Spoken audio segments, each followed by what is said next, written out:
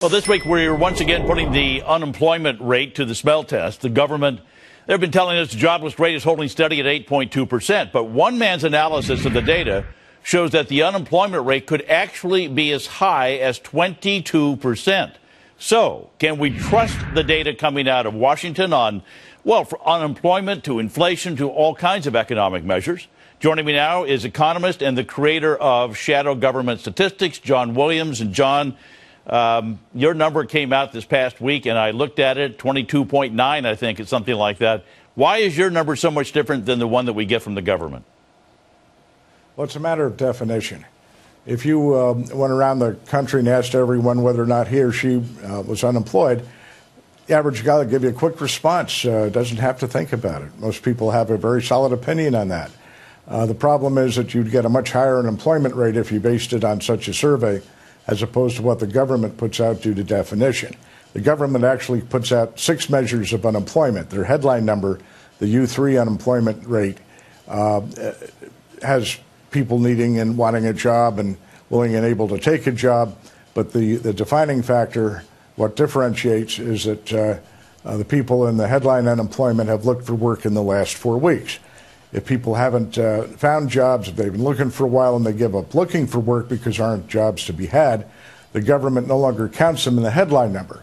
It'll count them as a discouraged worker if they have looked for work in the last year, but not the last 4 weeks. That gets counted in the government's broadest measure, which is called U6. That also includes people working part-time for economic reasons. They can't find a full-time job. That U6 number is up at 14.9%, where the headline number is at 8.2%. But back in 1994, discouraged workers were counted forever. I mean, if you hadn't looked for work in the last 2 years, but you still were ready and able to take a job, you wanted a job, you considered yourself unemployed, the government counted you. It doesn't now. Yeah, so and what happens is, I think that's a key point here is that in 1994 the government was doing the long-term unemployed. Was it what did they right. They stopped in 1994? And what's interesting is that you kept doing the same study. You just kept on doing that. What was it, because of the fact there wasn't long-term unemployed people out there? Is that why they stopped it? And today we have them again. I can't tell you why they stopped it, although there likely were political considerations, because the whole series was revamped at the time. The data before 1994 are not comparable with the data after 1994.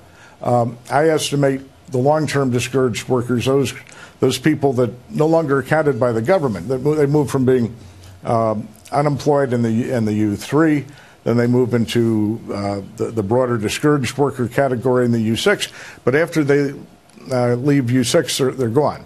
I estimate the number, and you put that back in on top of the U6, you're looking at an unemployment rate around 23%, which is the high of the current cycle, or very close to it.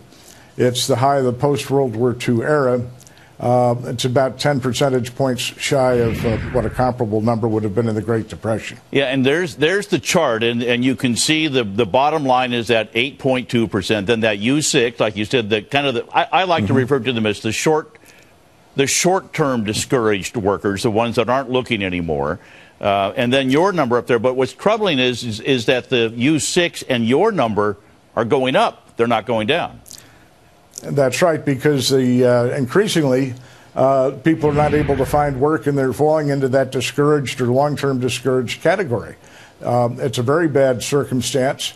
It's not an economic recovery. In fact, you can look at the payroll survey, which is the other side of the employment picture, where they count the number of jobs created. If you look at the level there, we've just recovered levels seen before going into the 2001 recession 11 years ago.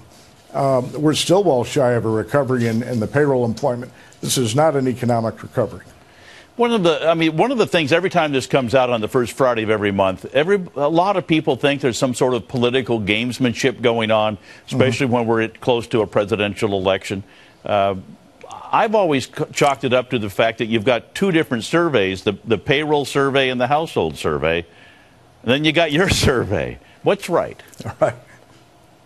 Well, Again, it's a matter of definition. If you want an estimate of where unemployment is as would reflect common experience of the American people, I'd give you my number. Yeah, I think your number is probably more accurate as well. You are an interesting guy, and I appreciate you so much. Shadow Government Statistics, John Williams, thank you so much for joining us.